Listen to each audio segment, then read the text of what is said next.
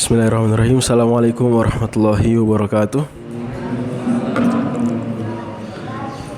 Alhamdulillahirrabbilalamin. Wabihi nasta'inu ala umur dunia waddin. Wassalatu wassalamu ala ashrafil anbiya'i wal mursalin, nabiyina wa habibina wa qudwatina Muhammadin wa ala alihi wa ashabihi ajma'in, amma ba'd. Para bapak dan ibu sekalian yang dirahmati Allah subhanahu wa ta'ala, apa kabar hari ini? Alhamdulillah ya. Alhamdulillah. Amirul Mukminin Umar bin Khattab pernah bertanya kepada sahabat Mu'adz. Pertanyaannya, "Kaifa asbahta?" Apa kabar pagi hari ini? Maka kata Mu'adz, "Alhamdulillah." Kata Umar, "Saya nanya kamu cuma pengen supaya kamu memuji Allah saja." Jadi jangan diremehkan bertanya apa kabar. Terlebih ini curah hujan tinggi ya. Saya khawatir nih masyarakat RT sini kebanjiran. Banjir gak sih di sini biasanya? Setelah dibangun jalan tol gimana Pak? Gak ada pengaruh ya? Alhamdulillah. Alhamdulillah. Hati-hati juga supaya kalau pergi keluar bawa jas hujan, bawa payung. Baik. Sengaja dipilih Pak Ibu sekalian, pada malam hari ini kita bahas tentang Jenderal Sudirman. Ini mungkin anti mainstream ya. Kalau istilah anak mudanya anti mainstream. Kok pengajian di musola, di masjid bahas sejarah tokoh nasional ya. Tapi nggak apa-apa.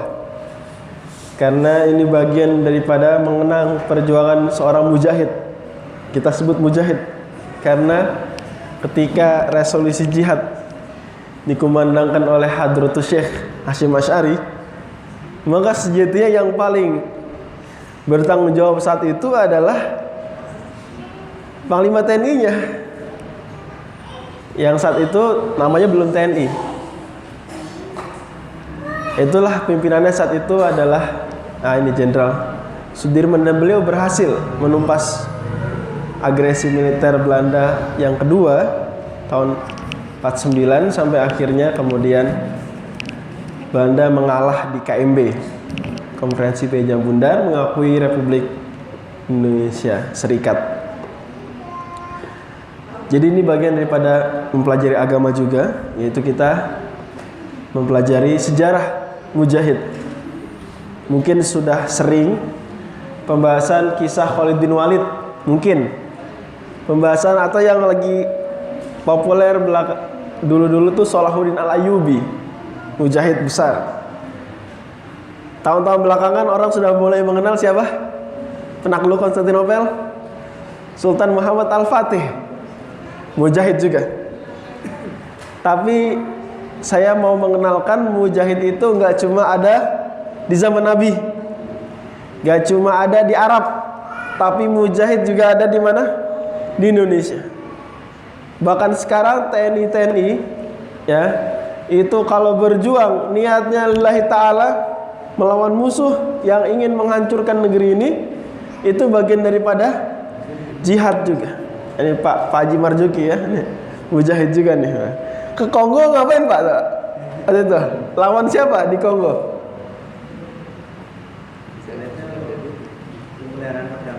Oh, pasukan perdamaian PBB. Kongo itu perang saudara. Perang saudara. Ya, itu tahun berapa tuh? Tahun 2003. 2003. Wah, masya Allah. Nah, itu kalau waktu itu mungkin dikirim ke mana ya? Ke Bosnia dulu pernah ya. Pasukan perdamaian PBB diantaranya zaman Pak Soeharto dikirim ke Bosnia, itu jihad. Karena melawan tentara Kosovo, tentara Serbia yang mereka jahatin orang Islam. Kalau Kongo nih saudaranya apa? Kasusnya agama bukan? Kasusnya apa ya? Politik ekonomi aja ya? Multi etnis. Oh, multi etnis. Tapi bukan Islam non Muslim gitu ya? Kalau Islam di sana minoritas. Jadi itu memang murni non Muslim. Iya. Ya, tetapi diniatkan juga untuk yang mendamaikan orang, bagian dari amal soleh. Ya, fa aslihu bainahuma. Seperti itu. Ala kulli hal, kita jangan sempit memahami jihad, mujahid itu hanya konteksnya zaman dulu atau di Arab saja, tapi di Indonesia juga dengan pemahaman yang betul, itu jihad juga ada. Para bapak dan ibu yang dirahmati Allah Subhanahu wa taala, ini saya matiin aja kali ya.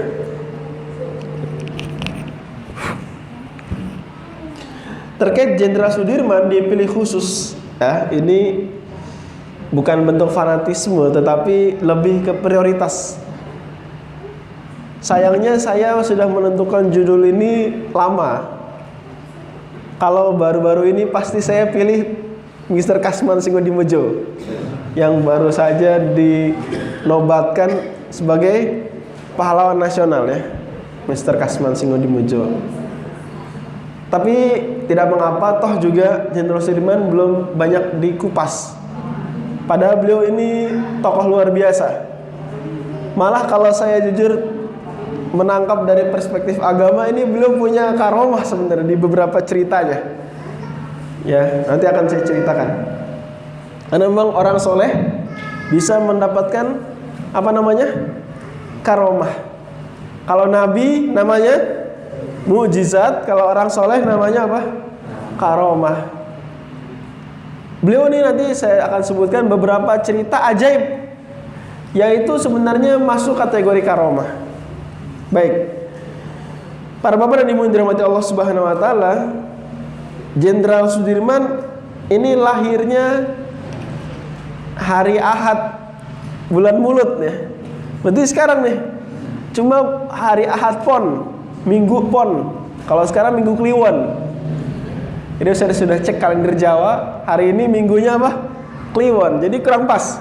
Kalau Minggu Pon itu minggu lalu, Minggu Pon 4 November Minggu Pon. Sekarang Minggu Kliwon, nggak apa-apa, tapi hari Minggu bulan Maulud. Ya, ini bulan Rabiul Awal sekarang nih, ya, bulan Maulud. Tahun 1916.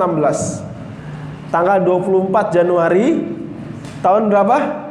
1916. Tahun 16. Berarti sudah 102 tahun. Iya benar ya. 102 tahun lebih. Malah mau 103 tahun. Nah, beliau ini lahirnya di Purbalingga. Purbalingga itu Jawa mana tuh? Jawa mana? Jawa Tengah. Kalau Probolinggo baru Jawa Timur. Hati-hati ya, ketukar. Probolinggo, Purbalingga. Dan beliau ini umurnya pendek, Bapak Ibu sekalian. Saya kasih tahu dari sekarang saja, biar nanti kita lebih serius memperhatikannya. Beliau meninggal usia, mungkin Pak Marjuki tahu, saya tes nih. 34 tahun, Bu. Berapa? Jadi wafatnya 34 tahun, ya Allah. Mudah sekali. Tapi umur pendek, itulah saya bilang tadi karomah sebenarnya. Umur pendek tapi luar biasa jasanya bagi Islam Indonesia. 34 tahun. Masya Allah. Nah, beliau ini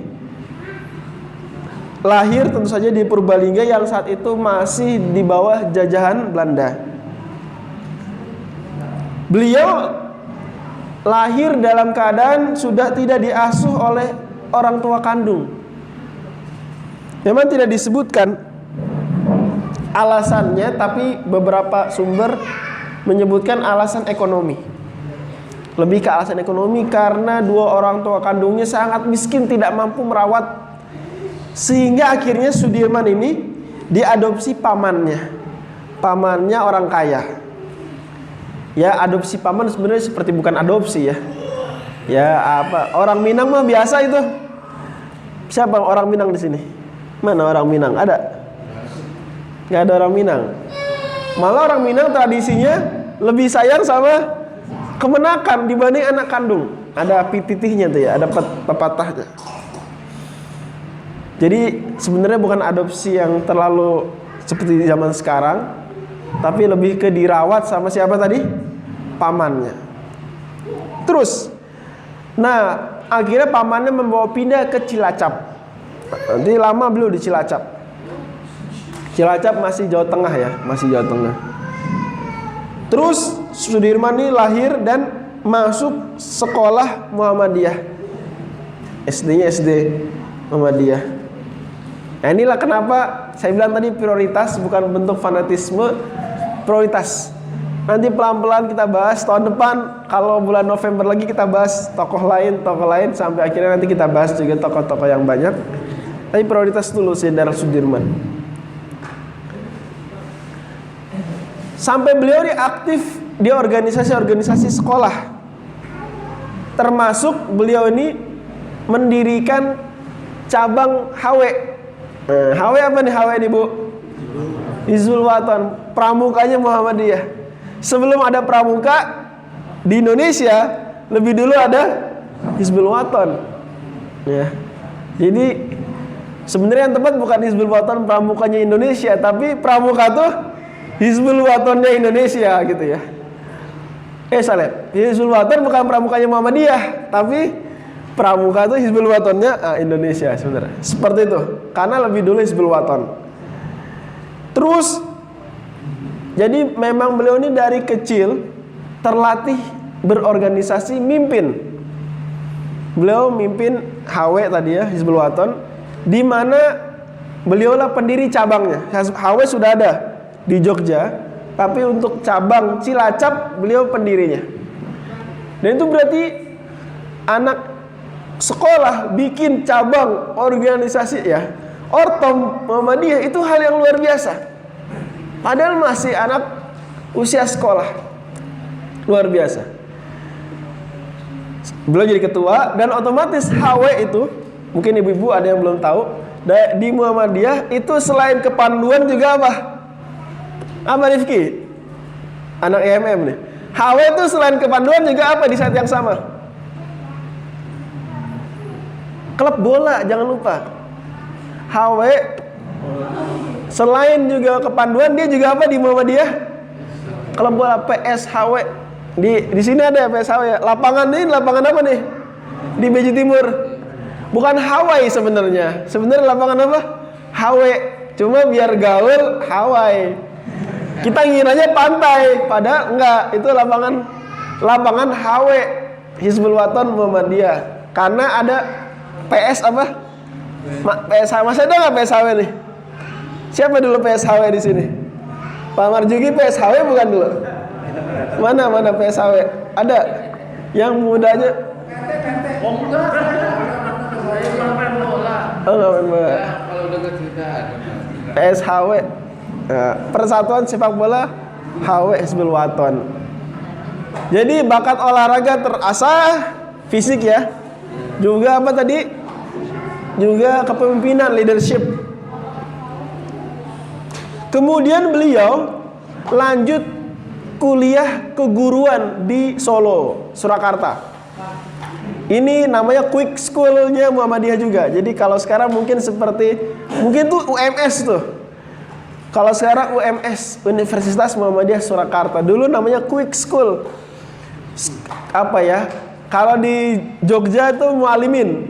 Jadi lembaga pendidikan guru. Di sana Jenderal Sudirman jadi sebenarnya dari awal tidak meniatkan jadi tentara. Justru meniti karirnya bukan masuk Akmil atau Akabri atau Akpol, justru masuk mana? IKIP kalau bahasa sekarang, masuk UNJ. Ya, masuk UPI Bandung. Cuma waktu itu sekolah keguruan di mana? Di Solo punya Muhammadiyah. Sayang, beliau ini karena faktor biaya akhirnya baru setahun kuliah balik lagi ke kampung. Saya nggak tahu itu kenapa kok Muhammadiyah nggak ngasih beasiswa tuh. Bingung saya juga. Tapi ya entah kenapa lah, nggak ngerti, saya kurang paham. Pulanglah beliau dan langsung menjadi guru SD Muhammadiyah yang dulu dia sekolah di situ. Jadi jadi guru SD padahal belum sarjana. Ya, belum sarjana. Bahkan akhirnya Jenderal Muhammadiyah jadi kepala sekolah SD Muhammadiyah di Cilacap. Terus seperti itu Sampai akhirnya beliau juga, ini usianya masih 19 tahun. Kayak kan tadi, anak kuliah tingkat 1 putus kuliah, balik lagi. Ya usianya 19 tahun. Tapi sudah menjadi kepala sekolah SD. Ya. Sekaligus tadi apa? Ketua cabang HW. Sampai usia 21 tahun beliau akhirnya menjadi ketua Pemuda Muhammadiyah Cilacap. Pemuda Muhammadiyah nih. Cabang PCPM nih. PCPM ya. Lagi-lagi berarti semakin terasah karena nih sekarang Pemuda Muhammadiyah lebih kompleks. Pemuda Muhammadiyah, Bapak Ibu sekalian, itu Muhammadiyah sebenarnya. Cuma masih di bawah 40 tahun. Ibarat timnas mah U19 gitu ya, U16. Ini di bawah 40 tahun namanya Pemuda Muhammadiyah. Tapi kerjaannya sama-sama seperti Muhammadiyah juga. Bedanya nggak ada majelis tarjih di dalam Pemuda Muhammadiyah, itu aja. Sisanya sama, ya nggak ada dikdasmen juga.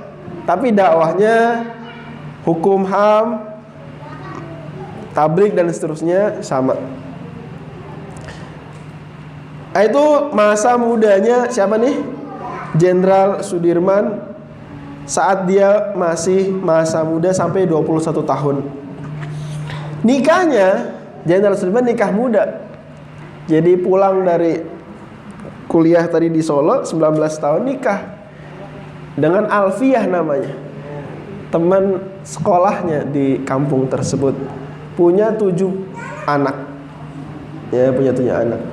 Enggak poligami. Jenderal Sudirman enggak poligami. Istrinya 1 saja. Lanjut. Ya, jadi seperti itu adanya. Terus istrinya aktif juga di NA. Istrinya aktif di ibu-ibu tahu nggak NA apa bu? Nasyiatul Aisyah. Nah nih kalau Muhammadiyah yang mudanya Pemuda Muhammadiyah, kalau Aisyah yang mudanya Nasyiatul Aisyah. Nah ini tolong nih di Musala Alamana Pak Marjuki yang muda-muda ibu-ibunya, ibu-ibu muda gitu ya, Mahmud istilahnya ya, Mamah muda ini aktif di NA, tolong ya, ini pesan dari ketua RNA nih ya, pesan dari ketua. Hadir nggak ketua PRNA nih? Saya nggak tahu nih, saya undang, cuma nggak tahu hadir atau enggak. Pesan ya, kalau Pemuda Muhammadiyah Beji banyak alhamdulillah, tapi NA-nya nih masih butuh. Ya mungkin ada, tolong ya, silakan.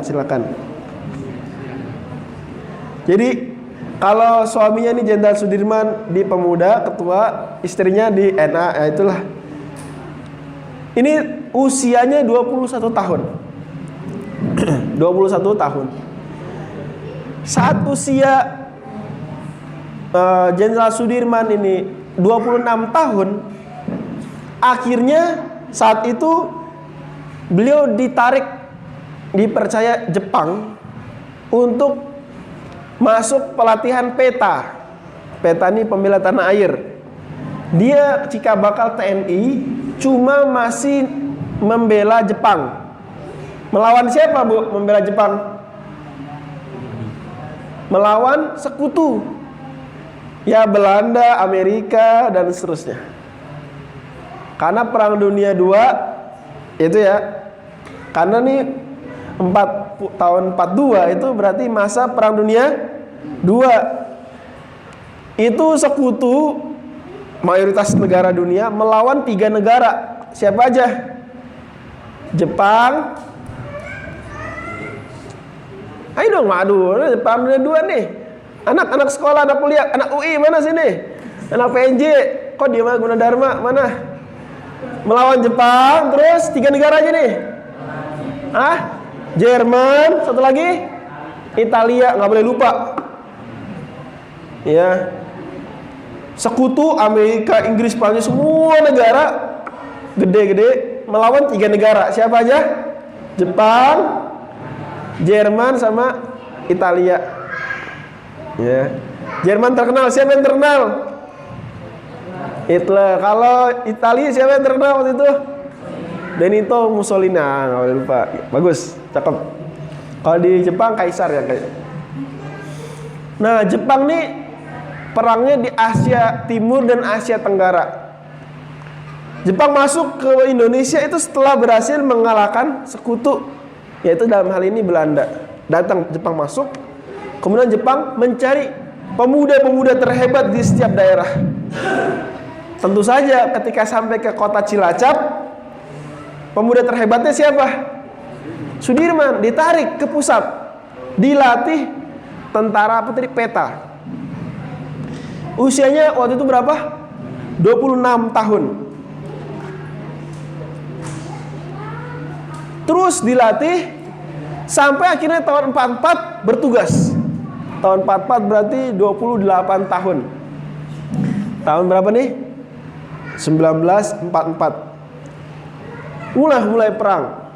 Jenderal Sudirman terus di Bogor, di Banyumas, sampai akhirnya beliau diangkat menjadi komandan batalion di wilayah Banyumas untuk daerah Jawa Tengah, pusatnya di Banyumas. Komandan batalion ini masih ada nggak pangkat itu Pak Juki? Udah nggak ada ya? Udah nggak ada ya sekarang. Jadi seingat saya pangkat modern tuh udah nggak ada komandan batalion. Ya bener nggak ada. Jadi paling bawah prajurit, terus sersan, sersan dulu ya, apa kopral? Yang ada angkatan darat, coba biar saya ingat-ingat. Paling bawah banget prajurit ya. Prajurit 2, prajurit 1. Naik terus kopral praka dulu ya, prajurit praka 1 2. Terus kopral. Terus sersan. Serda dulu ya. Ya. Terus mayor gitu, mayor, letkol, terus brigjen, ya kolonel, brigjen, terus maijen, letjen, terus jenderal besar. Nah gitu ya. Jadi nggak ada lagi komandan batalion. Udah nggak ada lagi komandan batalion. Cuma ini pangkat lama, mungkin setara apa sekarang Pak Marzuki? Komandan batalion tuh. Jenderal Sudirman tuh masih Lehu kan? Hah? Lehu kalau ada masalah. Iya, di peta nih. Kalau sekarang kira-kira apa komandan batalion? Derajatnya? Letnan kolonel, letkol ya, letnan kolonel. Baik. Di wilayah tadi apa? Banyumas.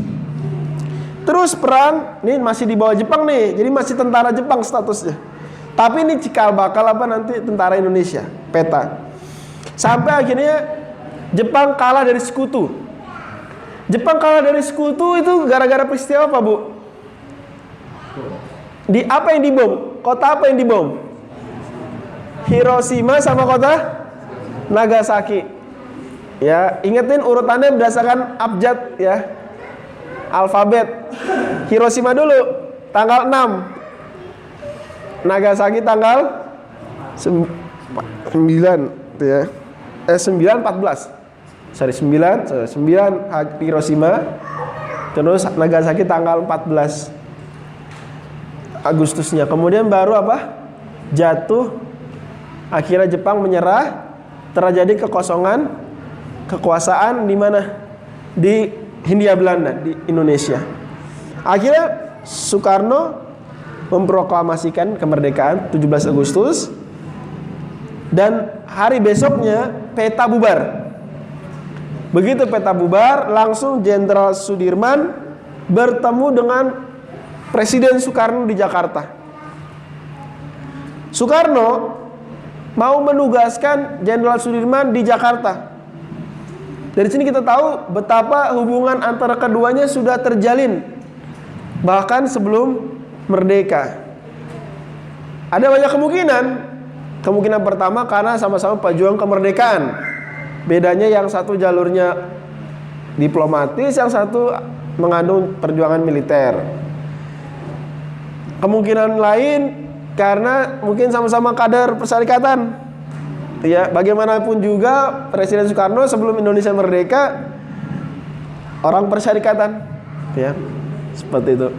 Beberapa tulisan beliau masih ada dan mencerminkan hal tersebut. Sekali lagi, seperti itu adanya. Bahkan Presiden Soekarno meninggal, kafannya ditutupin bendera apa? Bendera Muhammadiyah, bendera Sang Surya. Tapi lebih dari itu semua, ini mereka berdua adalah pejuang kemerdekaan, dan Presiden Soekarno sudah melihat sepak terjangnya Sudirman muda, yang saat itu berarti usianya 29 tahun. Mau ditugasin memimpin pasukan di Jakarta melawan Jepang, tapi Jenderal Sudirman menolak karena beliau bilang, saya nggak biasa tinggal di kota. Tugaskan saja saya di daerah. Akhirnya dibalikin beliau nih ke Banyumas, ke Banyumas. Jadi menarik, Jenderal Sudirman nih dikasih fasilitas tinggal di kota tapi nggak mau. Kan kalau sekarang pejabat-pejabat justru dari daerah maunya kemana? Ke kota gitu ya. Ya itu wajar lah, biasa gitu ya. Semua nggak PNS, nggak yang swasta, sama gitu ya. Yang keren tuh justru yang di Jakarta. Seperti itu. Tapi beliau nolak, nggak, saya maunya di kampung saja, nggak biasa tinggal di kota. Akhirnya ya udah dilantiklah bertugas di mana? Di Banyumas, tepatnya di Kroya ya, di Kroya. Di sana bikinlah namanya TKR, Tentara Keamanan Rakyat. Ini belum ada TNI nih, TKR. Ada TKR darat, TKR laut, TKR jawatan penerbangan. Ya, berarti sekarang AD, AL, AU gitu ya. Nah, Jenderal Sudirman ini terus dia setelah dikeluarkan dekrit pendirian TKR tersebut, memimpin TKR, dan pimpinannya saat itu Jenderal Urip. Sementara Jenderal Urip, saya waktu itu datang nikah nih, apa ya nikah nih? Company lah. Ya, jadi sekutu datang ingin ngobrak-ngabrik, ngotak-ngatik Indonesia yang sudah proklamasi lagi. Dimana Inggris nih datang ke Indonesia dan juga dibantu oleh beberapa negara, termasuk Belanda, akhirnya nanti terbantu juga, datang dan berhasil coba menguasai beberapa kota. Akhirnya terjadilah perang di Magelang. Perang di Magelang yang tentu saja tidak jauh, masih di Jawa Tengah juga. Dari situlah kemudian akhirnya pecah pertempuran di Ambarawa, Semarang. Di Semarang pecah pertempuran Ambarawa ya. Terkenal apa nih Ambarawa nih? Palagan Ambarawa. Nah, Jenderal Sudirman lah man of the match-nya di pertempuran tersebut, sehingga semakin melambungkan nama Jenderal Sudirman. Terus sehingga di 12 November besok nih berarti 1945, Jenderal Sudirman menang voting penentuan siapakah pimpinan TKR, Tentara Keamanan Rakyat. Jadi jenderal tertingginya lah. Tadi kan Jenderal Urip sementara, sekarang voting. Karena Jenderal Sudirman baru saja menang Ambarawa, lambungkan namanya, akhirnya menang. Beliau dapat 22 suara, Jenderal Urip dapat 21 suara, tipis. Jadilah Jenderal Sudirman pimpinan TKR. Di usia berapa nih? 29. Bisa nggak Pak Marjuki jadi zaman sekarang bisa nggak? 29 tahun jadi apa sekarang? Jenjang karirnya jadi apa kira-kira? Paling hebat lah kapten aja ya. Paling mentok tuh 29 tahun tuh. Waduh, saya jago-jagonya tetap itu ya. Masya Allah. Ya waktu itu masih hierarkinya sederhana ya. Lah ini bayangkan ya, Jenderal Sudirman masa mudanya guru ya. Cuma dapat kemampuan militer dari mana? Pelatihan Jepang tuh, peta tuh, selama dari tahun 42 sampai terus 45. 3 tahun. Jadi guru, anggaplah guru SD Muhammadiyah nih satu nih, ditarik ya, dilatih sama TNI. Jadi panglima besar. Kebayang nggak ajaibnya? Kebayang ya. Walaupun memang diakui oleh Jenderal Nasution dan beberapa jenderal lain, termasuk Jenderal Urip juga mengakui sebenarnya belum jago-jago banget dibanding Jenderal Nasution. Tapi ya begitulah, bagaimanapun kalau beda tipis kemampuan militernya, tapi ada kemampuan lain yang menonjol, ya Jenderal Sudirman unggul. Tapi sebenarnya seperti itu adanya. Ya, jadi sempat Jenderal Nasution juga sebenarnya kemampuan militernya untuk militer lebih hebat daripada Jenderal Sudirman, demikian beberapa sumber menyatakan. Jenderal Urip juga seperti itu, lebih hebat sebenarnya. Tapi bagaimanapun juga banyak pertimbangan-pertimbangan lainnya. Inilah bagaimana akhirnya Jenderal Sudirman menjadi Panglima Besar siapa? TKR. Apa TKR tadi? Tentara Keamanan Rakyat.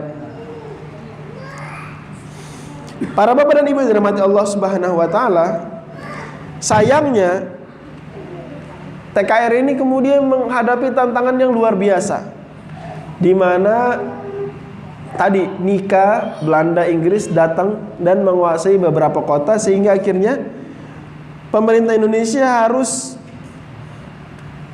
membuat perjanjian. Dan perjanjian pertama yang dibuat melawan Sekutu ini perjanjian apa? Perjanjian Linggarjati. Perjanjian Linggarjati tahun 46. Linggarjati tahun berapa? 46. Yang intinya perjanjian Linggarjati ini adalah Belanda mengakui Indonesia itu Sumatera, Jawa, dan Madura. Tadinya Belanda mau mengakui cuma Jawa Madura aja, tapi enggak. Perjanjian Linggarjati ini hebat. Wakil-wakil Indonesianya, Hatta, Syahrir, jago. Sehingga akhirnya Agus Salim, perjanjian Linggarjati, Agus Salim menang perjanjiannya, kurang lebih menang lah, karena berhasil mendesak Belanda mengakui Indonesia itu Jawa, Madura, dan Sumatera. Kalimantan, Borneo, Celebes, dan Papua masih Belanda. Ini awal perjuangan seperti itu. Kemudian dibuatlah garis demarkasi batas. Ini wilayah Belanda, ini wilayah Indonesia. Sayang, perjanjian Linggarjati dilanggar sama Belanda. Belanda waktu itu dipimpin oleh Van Mook. Nanti ada istilah garis Van Mook nanti. Van Mook Line. Dia membuat agresi militer Belanda yang keberapa? 1, tahun 47. Tahun 47 bikin agresi militer Belanda 1. Dan itu secara sepihak membatalkan perjanjian. Dunia semua mengecam, termasuk PBB mengeluarkan resolusi nomor 10 mengecam agresi militer Belanda 1. Kan ini melanggar perjanjian Linggarjati. Yang diserang Jawa. Wah, ini berarti melanggar kedaulatan. Padahal udah sepakat tadi, batas-batasnya jelas. Agresi militer Belanda 1 ini kemudian berhasil mendesak Indonesia membuat perjanjian lagi.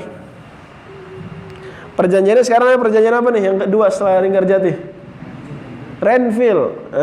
Perjanjian Renville. Dilakukannya di Tanjung Priuk. Disebut perjanjian Renville karena di atas apa? Kapal Renville, USS Renville ya, USS Renville punya Amerika. Dimana waktu itu akhirnya perjanjian Renville ini merugikan. Sayangnya yang maju waktu itu bukan Agus Salim, bukan Sultan Syahrir, bukan Hatta, tapi Amir Syarifuddin. Ini Amir Syarifuddin, namanya Syarifuddin tapi agamanya bukan Islam ya, Nasrani ya. Amir Syarifuddin. Menarik ya, Mas. Menarik ya, Mas. Saya juga nggak ngerti bagaimana ceritanya. Ya. Nah, dia ini sebenarnya kalau zaman sekarang istilahnya orang kiri. Yang kita fakta sejarah saja ya. Fakta sejarah, orang kiri. Karena beliau ini pimpinan Partai Sosialis. Partai Sosialis ya, kalau sekarang istilahnya komunis. Makanya banyak analisis politik satu berkembang perjanjian Renville ini. Itu sebenarnya ya ada istilah mengalah. Kenapa mengalah ini? Di mana benar-benar merugikan perjanjian tadi, sampai akhirnya wilayah Indonesia nih hanya sebagian Banten dan Jawa Tengah sama Jogja, sama beberapa daerah kecil di Sumatera. Sampai akhirnya tentara-tentara TNI yang di Jawa Barat itu harus pindah kemana? Ke Jawa Tengah. Tadi dari Jawa Barat wilayah Indonesia. Pasca perjanjian Renville, Jawa Barat bukan Indonesia. Jadi sempat Depok ini bukan Indonesia nih. Udah merdeka, udah bukan Indonesia lagi sempat. Jenderal Sudirman, pimpinan TKR saat itu, sedih, kecewa. Wah, pokoknya mengecewakan perjanjian tersebut doang. Tapi bagaimanapun juga ini perjanjian, ya sudahlah. Soekarno berhasil meyakinkan, udah kita ikutin. Sehingga TNI dipindahkan dari yang di Jawa Barat ini suruh pindah ke Jawa Tengah. Banyak yang nggak mau. Akhirnya Jenderal Sudirman bikin istilah, kita nih hijrah. Nah, istilahnya apa? Sehingga terkenal pasukan yang pindah dari Jawa Barat ke Jawa Tengah waktu itu disebut pasukan hijrah. Alasannya apa disebut hijrah? Karena Jenderal Sudirman ingin memotivasi mereka dari sisi agama. Anggaplah ini seperti misalnya Nabi terpaksa hijrah dari Mekah. Meskipun merugikan, tapi ya sudah, nggak apa-apa. Nanti akan ada ganti yang lebih baik karena ini hijrah. Namanya hijrah berarti akan apa? Akan kembali menguasai, kan itu ya. Nabi hijrah dari Mekah ke Madinah. Ujung-ujungnya apa? Menguasai Mekah lagi. Maka dengan istilah kita hijrah, kata Jenderal Sudirman, berarti menanamkan di benak para tentara motivasi dan harapan kita akan menguasai Jawa Barat kembali.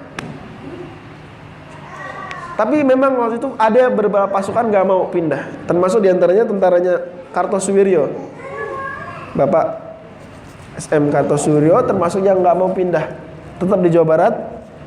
Malah ketika nanti akhirnya tahun 49 ya, itu Soekarno, Hatta dan Syahrir ditangkap Belanda, kosong kekuasaan. Nah, dia malah deklarasi apa? Negara Islam Indonesia. Awalnya daripada mereka nih nggak mau pindah dari Jawa Barat ke Jawa Tengah, tapi Sudirman tetap pindah ke Jawa Barat, ke Jawa Tengah. Para ibu dan bapak yang dirahmati Allah Subhanahu Wa Taala, pasukan yang pindah ke Jawa Barat dari Jawa Barat ke Jawa Tengah ini disambut oleh warga Jawa Tengah. Disambut.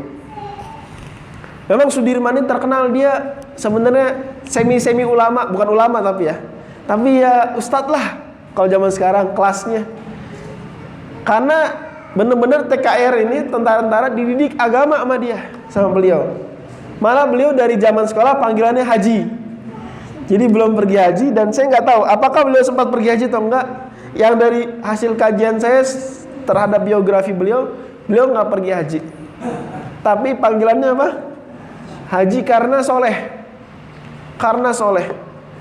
Jadi kita jangan pernah menganggap kekuatan tentara itu cuma dari fisik dan strategi saja.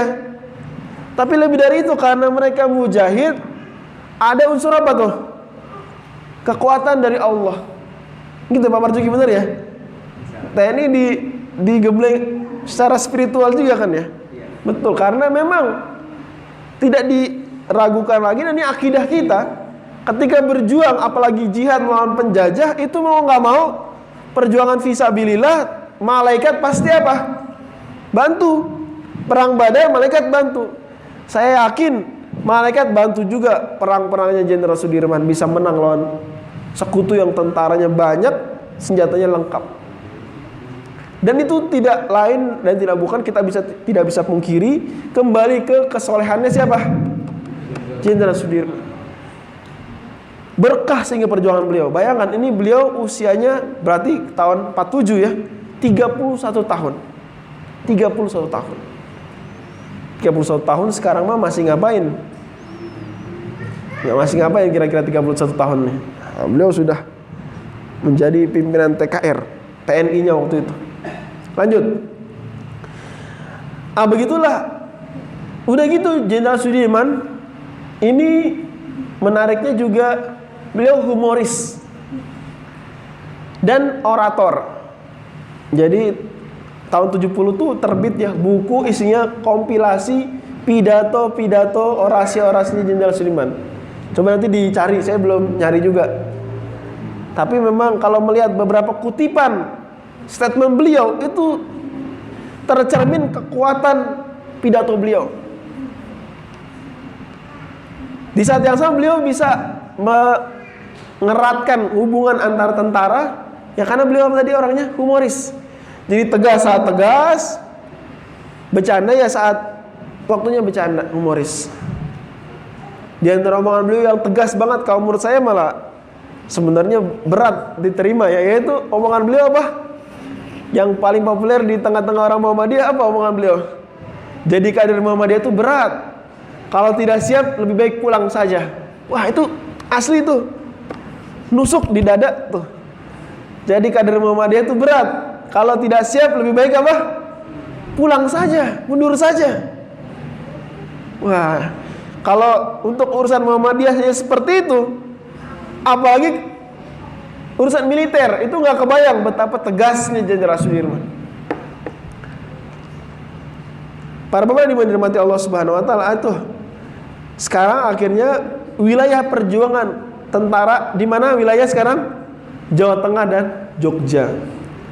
Tapi sayang, Belanda udah bikin perjanjian, langgar lagi sekarang. Agresi militer Belanda yang kedua. Sehingga akhirnya tahun 49 itu praktis Jogja ya nyisa itu untuk Indonesia. Jogja dengan presiden, wakil, dan Perdana Menteri Soekarno, Hatta, Syahrir udah ditangkap Belanda. Sampai akhirnya Jenderal Sudirman kontak dengan beberapa tokoh, termasuk diantara Syafruddin Prawinegara yang ada di Bukit Tinggi. Syafruddin Prawinegara di mana? Di Bukit Tinggi. Apa namanya tuh? Pemerintahannya disebut apa? Pemerintahan apa? Pemerintahan titik-titik Republik Indonesia. Apa? PDRI. Enggak, belum. RIS nanti setelah 50 RIS. PDRI. Pemerintahan Darurat Republik Indonesia. Darurat. Karena wilayah Indonesia tinggal Jogja sama hutan-hutan Sumatera, termasuk Bukit Tinggi. Di Jogja juga presiden, wapres, Perdana Menteri udah tangkap. Itu negara sisa apa itu kalau gitu? Ya. Makanya benar-benar sebenarnya Indonesia utang besar, satu sama Sumatera Barat itu, Bukit Tinggi, PDRI, dua sama Sultan Hamengkubuwono IX waktu itu. Sri Sultan Hamengkubuwono IX itu benar-benar besar jasanya. Ya makanya akhirnya sebagai hadiah dikasih apa tuh? Status Jogja tuh daerah istimewa kan gitu ya. Karena memang Indonesia udah tinggal itu doang. Belanda bahkan sudah ngumumin Indonesia bubar melalui radio kawat. Udah diumumin tuh.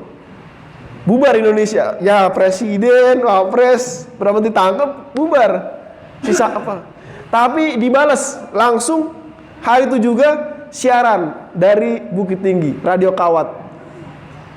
Syafruddin Prawinegara, Indonesia belum bubar. Pemerintahan darurat dengan kabinet fulan-fulan disebutkan nama-namanya. Sudirman masuk juga, kontak-kontakan juga. Dan Masya Allah itu benar-benar sebenarnya itu keajaiban buat Indonesia. Ya, Belanda udah bilang Indonesia bubar. Presiden, wapres, apa tadi, Perdana Menteri ditangkap, tapi selamat. Bukit Tinggi bikin PDRI. PDRI umurnya tentu saja namanya darurat sebentar saja.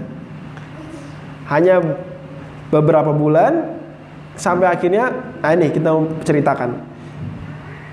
Gimana ceritanya PDRI umurnya beberapa bulan saja kemudian Indonesia balik pulih lagi.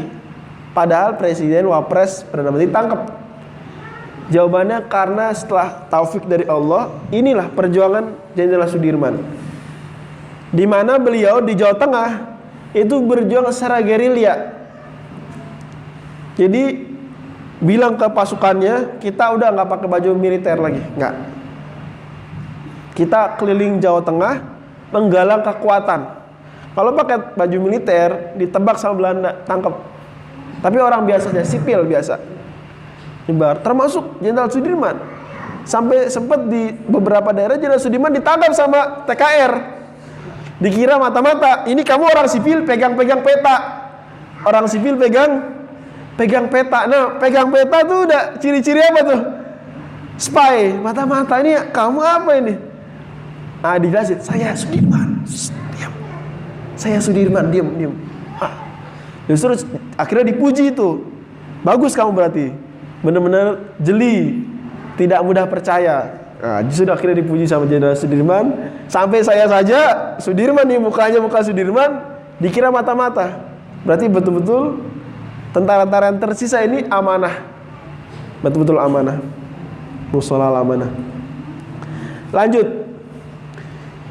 Sehingga akhirnya gerilya tersebut berhasil menguasai Semarang, memukul mundur pasukan Belanda di beberapa kota di Jawa Tengah. Terus seperti itu.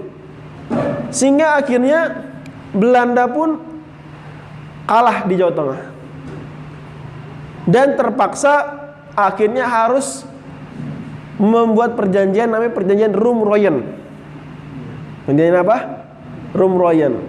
Kenapa disebut Roem-Royen? Karena antara Muhammad Rum sama Van Royen.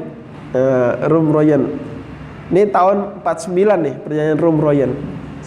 Di mana akhirnya perjanjian Roem-Royen ini gencatan senjata. Belanda kan kalah di Jawa Tengah. Praktis sudah di Jawa Belanda kalah. Padahal tadinya menguasai. Gimana ceritanya? Itulah tadi Jenderal Sudirman keliling ke semua kota, sebar pasukan, galang kekuatan, ngalahin Belanda. Akhirnya terpukul. Belanda akhirnya harus terdesak ke perjanjian Roem-Royen. Dan pintar Muhammad Rum, di mana Muhammad Rum ini berhasil mendesak Belanda gencatan senjata dan membuat perjanjian tahun depan. Apa nama perjanjian tahun 50? Konferensi apa? Meja Bunda, KMB. Nah, di KMB lah nih baru nih Indonesia apa?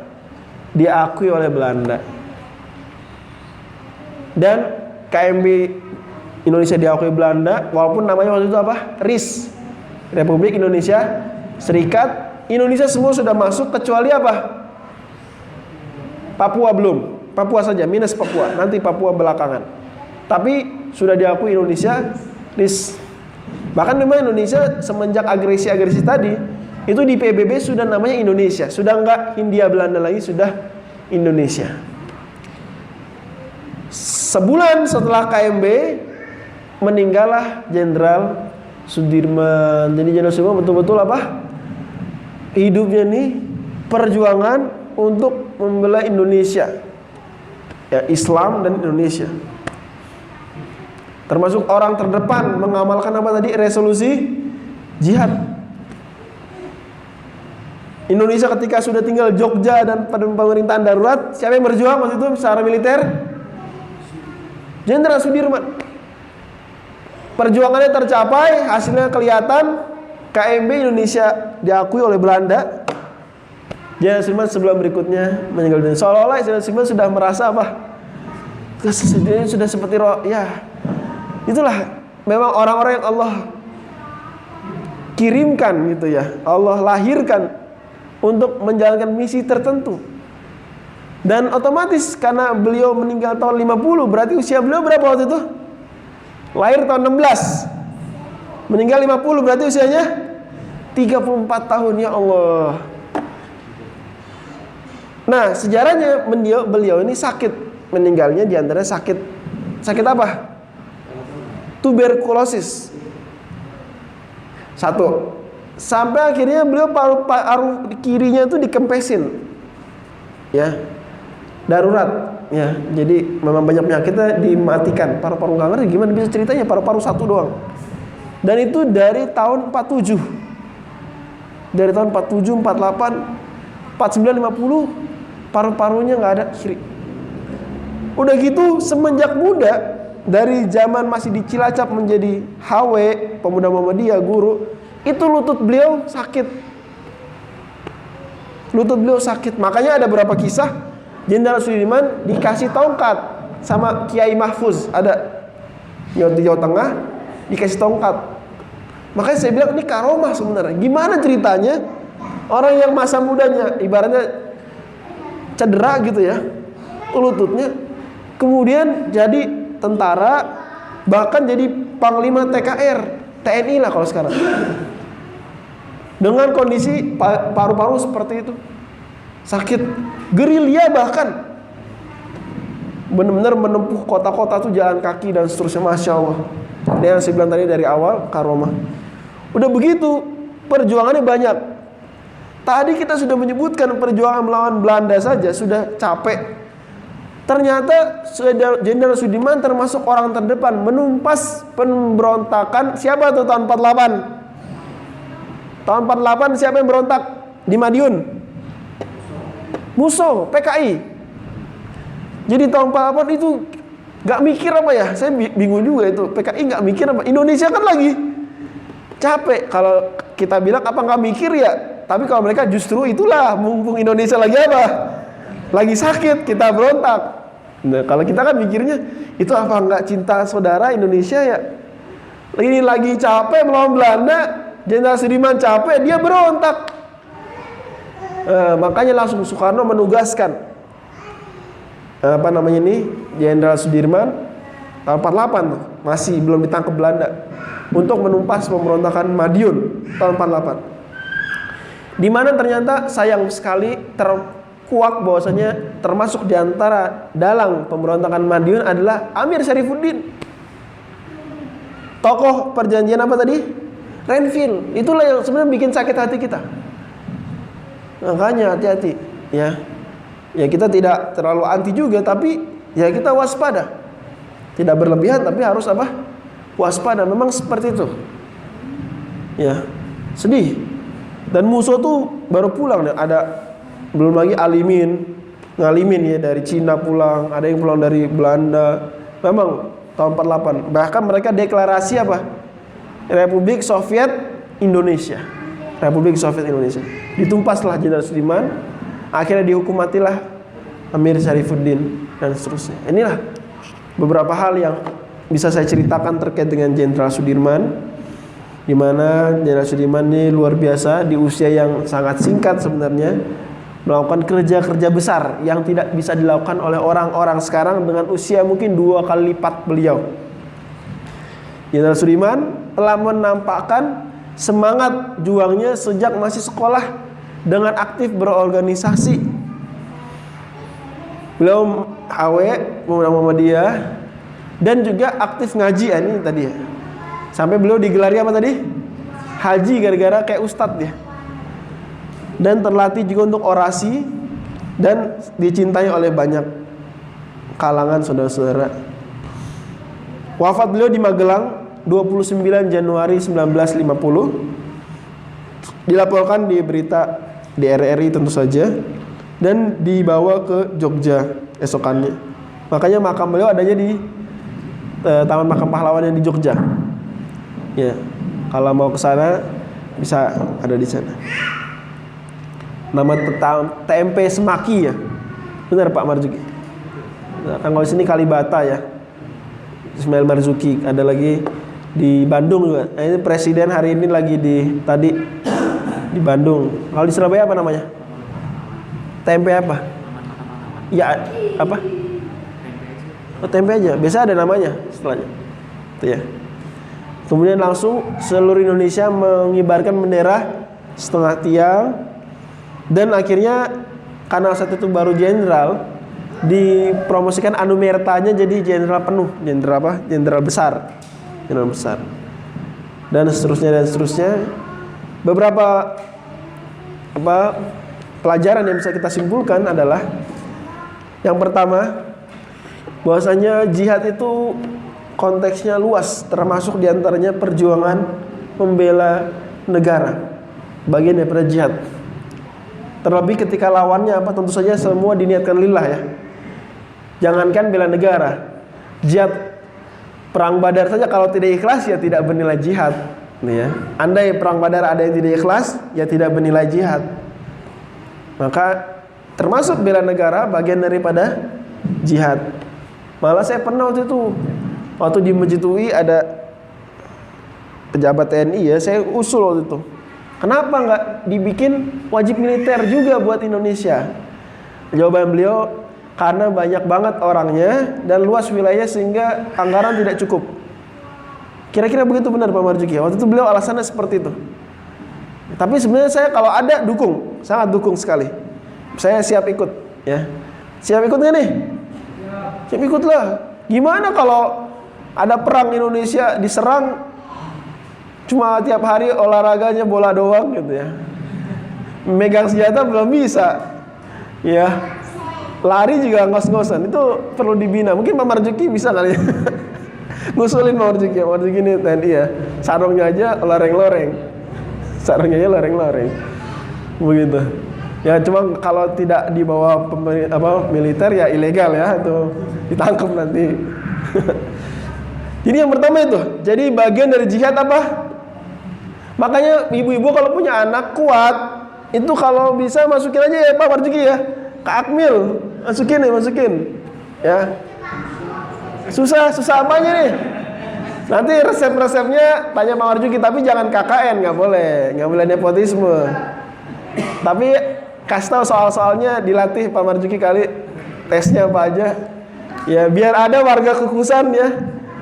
Banyak nih TNI-nya nih, gitu ya. Biar banyak aman. Karena itu bagian dari jihad. Bagian dari jihad. Ini pelajaran pertama. Jadi jangan remehkan ya. Jangan anti sama TNI polisi nih. Wah, nih jangan sampai nih. Beberapa orang soleh sekarang anti sama tentara sama polisi. Wah, itu nggak bener. Malah sampai ada yang ekstrim ya, menuduhnya apa? Antek togut. Ah, ini nggak bener. Ini bentuk radikalisme sebenarnya, pemahaman yang tidak betul. Jadi dianggap pemerintahnya kafir, tentara polisinya juga apa? Pembela kafir. Akhirnya, wah itu nggak gitu. Justru sebaliknya, mereka ini sebenarnya apa? Mujahid. Itu pemahaman yang benar seperti itu. Yang kedua, pelajaran dari Jenderal Sudirman. Bahwasanya pemimpin itu bukan ada tiba-tiba, tapi pemimpin itu apa? Disiapkan, diciptakan, dibuat. Ini pelajaran penting, tolong catat. Pemimpin itu bukan ada secara apa? Datang tiba-tiba, enggak. Kita mau ngarep-ngarep Indonesia ini calon presidennya jago-jago, hebat-hebat. Emangnya datang dari langit pemimpin? Sementara ibu-ibu ngedidik anaknya main gadget aja. Anaknya pacaran dibiarin aja. Anaknya nyontek ujian dibiarin. Ugal-ugalan motor dibiarin. Terus gimana mau nanti mencetak pemimpin? Bacaan anak-anaknya komik aja. Malah mungkin konten negatif dilihat, ditonton. Anaknya nggak dikasih bekal ilmu sejarah, nggak dibeliin buku-buku sejarah biar tahu perjuangan Islam, perjuangan Indonesia. Nggak dipilihkan, kamu nak belajar yang benar, gini. Kita gimana mau menciptakan pemimpin 2050, 2100 gitu ya, Indonesia yang jago-jago. Sementara sekarang anak mudanya, bapak-bapak, ibu-ibunya nggak serius menciptakan pemimpin. Anaknya SD, mama mau ikut karate, nggak boleh, nggak. Gimana menciptakan pemimpin? Baru ikut pengajian remaja, nggak boleh. Gimana ciptakan pemimpin? Mau ikut pemuda Muhammadiyah, IPM, IMM, apa ya, remaja masjid Karang Taruna dilarang. Ya, gimana menciptakan pemimpin? Kalau ada anak kita ikut-ikut ikatan remaja masjid Mujahidin, apalagi sih ikatan remaja Musola Al-Amanah, Karang Taruna, Kukusan, didukung. Itu bagian kita usaha pengen Indonesia maju nanti. Pemimpin jadi ada bukan datang tiba-tiba, tapi apa Bu? Diciptakan. Sama anak tegas. Tegas supaya nanti dia jadi pemimpin juga apa? Tegas. Saya nggak bilang jahat, galak, enggak, tegas. Beda ya, galak sama apa? Tegas. Tegas. Kalau kamu belum nyampe rumah maghrib nggak boleh masuk. Tegas. Saya ingat ayah saya seperti itu. Belum maghrib, belum ada di rumah nih, nggak boleh masuk. Udah besok subuh dia baru datang. Tegas. Nilai ujian, nilai ulangan harian gitu ya, nggak 7, itu saya dicubit. Ranking 3, saya ranking 3, tadinya ranking 1, ranking 3 pernah. Mainan saya dibakar, dibuang semua, nggak ada mainan saya. Ranking 3 doang tuh. Nah itulah, zaman sekarang orang tua takut sama anak, Gimana mau menciptakan pemimpin? Orang tua takut sama anak. Ustadz gimana ya? Saya nggak enak ya. Kalau bukan ibu yang nggak menasihatin, masa saya? Masa tetangga? Ya orang tuanya. Jenderal Sudirman dididik, padahal dididik paman. Tapi didiknya jelas, ketahuan ini didik agama. Nah, saya lupa cerita. Jenderal Sudirman maghrib tuh nggak absen ngaji di langgar maghrib. Nah ini kalau mau punya anak Jenderal Sudirman, maghrib masih main WhatsApp, nggak jadi Jenderal Sudirman. Maghrib masih pacaran, goncengan sama cewek, nggak. Ya, anak perempuan juga sama ya. Ibu-ibu juga harus waspada sama anak perempuan. Jam mana nih belum pulang sekolah nih, ternyata digoncengin sama temen cowoknya ke kafe. Kalau kita belum bisa ngelarang anak seperti itu, gimana mau menciptakan pemimpin? Termasuk masalah kejujuran. Kalau mau pemimpin gak korupsi, pemimpin jujur, tapi SD, SMP, SMA budaya nyontek, itu gimana? Itu ibarat mau ulama tapi gak dididik ngaji Iqra itu. Gimana mau ada ulama tapi Iqra aja gak lulus? Pesantren mau nyetak ulama tapi nggak diajarin Iqra, Quran nggak diajarin, itu gimana jadi ulama? Sama, kita mau pemimpin berintegritas bahasa sekarang ya, tapi di sekolah budayanya apa? Nyontek. Sama sekolah difasilitasi, udah nggak usah belajar, ini kunci jawaban besok. Sama sekolah dibolehin bawa HP buat ujian. Itu gimana menciptakan pemimpin? Sekali lagi, Jenderal Sudirman hebat seperti itu, ternyata masa mudanya apa? Penuh dengan perjuangan, mimpin HW, mimpin pemuda Muhammadiyah. Sekarang dukung, saya pesenin ke ibu-ibu sekalian, bapak-bapak sekalian, kalau punya anak, suruh aktif di sekolah, nggak usah banyak-banyak, satu aja, di OSIS kek, di Rohis, di Pramuka, aktif. Jangan cuma apa?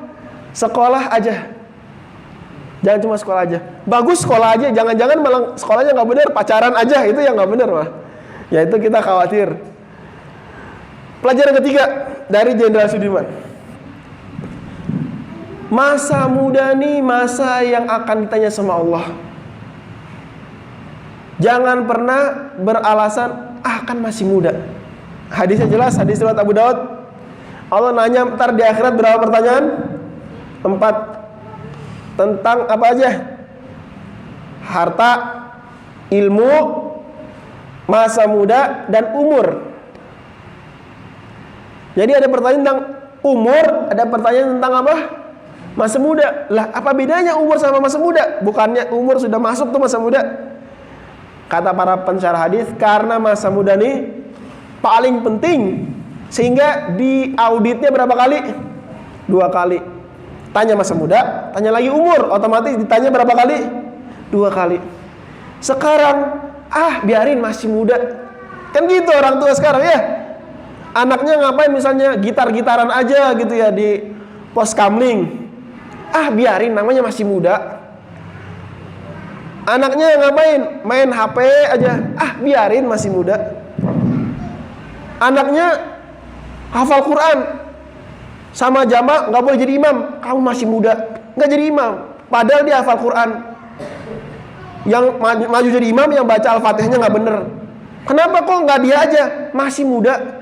Sehingga anak muda sekarang akhirnya apa? Tidak diberi kesempatan maju. Otomatis tidak terlatih sejak muda menjadi pemimpin.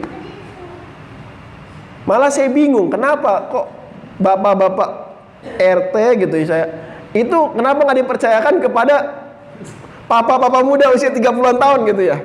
Padahal mereka masih apa? Energik, masih gitu. Saya sekali lagi silakan saja Pak RT siapapun. Cuma ini saran supaya apa? Benar-benar jenjang kepemimpinan tuh sudah terbina sejak muda. Gitu. Dipercaya terus. Jangan masih muda. Terakhir, makanya Jenderal Sudirman sejak muda, nggak ada Soekarno bilang kamu masih muda, nggak usah, nggak. Patokannya adalah apa? Kualitas. Otomatis anak muda juga kalau seandainya melihat ternyata usia-usia 25 tahun sudah menduduki posisi hebat, dia mikir, usia saya sudah 20 tahun. Saya harusnya bisa 25 tahun kayak dia. Sehingga semakin terus terpacu. Kalau dia melihat jabatan-jabatan top itu usia 40 tahun, dia nyantai. Tenang aja, masih 20 tahun, nanti 40 tahun baru gitu. Jadi seperti itulah akhirnya anak mudanya buang-buang waktu, main-main, sia-sia dengan alasan apa? Masih muda. Begitu tua akhirnya apa? Udah kehabisan waktu, energi tidak maksimal. Barangkali itu dah pelajaran terakhir adalah bahwasanya jangan lupa posisi apapun, jangan melupakan kita daripada Allah Subhanahu wa taala, agama, Jenderal Sudirman terkenal seperti itu. Demikian Bapak Ibu sekalian, ada waktu beberapa menit, silakan jika ingin ada yang didiskusikan. Wallahu a'lam bishawab.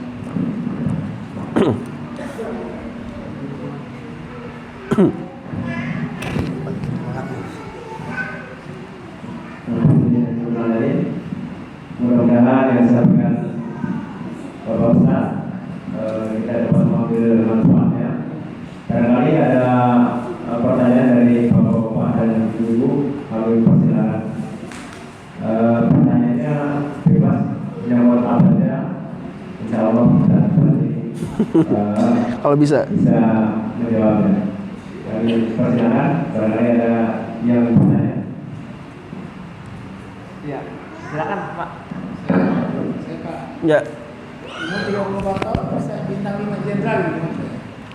Waktu itu mungkin belum ada bintang-bintangan kali ya Pak ya. Tapi jenderal. 80-an kalau saya Pak. Berantem sama Pak Soeharto juga. Jadi bintang-bintangan baru tahun 80. Iya. Karena kan Ya. sangat muda ya. Betul ya. Jadi hierarkinya belum sesulit sekarang gitu. Kalau sekarang gimana? 34 tahun baru jadi apa tadi? Kapten. Kapan bisa jadi jenderal? Minimal berapa tahun, Pak? Ya masa dinas ini sekitar 30-an tahun ya. Berarti Tahun sekitar 50-an lah. baru bisa jadi jenderal 50 tahun. Masya Allah. Ya itulah ya, nggak apa-apa. Di PNS bisa gitu ya. Di departemen-departemen tuh biasanya juga pakai umur gitu ya, jadi nggak. Kalau sekarang biasanya jenjang pendidikan. Pendidikan bisa juga, alhamdulillah kalau gitu. Berarti kalau dokter meskipun muda naiknya alhamdulillah ya. Kalau swasta lebih mudah itu naik posisi tinggi. Silakan ada lagi. Bapak ini. Jadi mau bertanya Pak? Kalau tidak ada nggak apa-apa, kita sudahi sampai sini. Memang topiknya bukan terkait fikih atau apapun ya, sehingga tidak menimbulkan banyak pertanyaan. Tapi harapan saya ini menumbuhkan kecintaan kita terhadap tokoh-tokoh nasional, sehingga sempetin Bapak kalau lagi di kereta itu buka biografi mereka, baca aja. Itu insya Allah satu hari satu tokoh itu banyak pelajaran yang bisa kita ambil. Saya sendiri seperti itu. Cuma saya membacanya belum terlalu tokoh nasional, masih ulama-ulama, tokoh sejarah Islam. Jadi saya setiap hari sempetin sekitar 15 menit membaca sejarah Al-Bidayah wa Nihayah ya, tokoh, sehingga banyak pelajaran dari sejarah. Dia ringan cerita tapi banyak pelajarannya. Oke, barangkali itu kita tutup dengan mengucapkan hamdalah, alhamdulillahirabbil alamin, dan doa kafaratul majelis, subhanakallahumma wa bihamdika asyhadu an la ilaha illa anta astaghfiruka wa atubu ilaik. Assalamualaikum warahmatullahi wabarakatuh. Waalaikumsalam.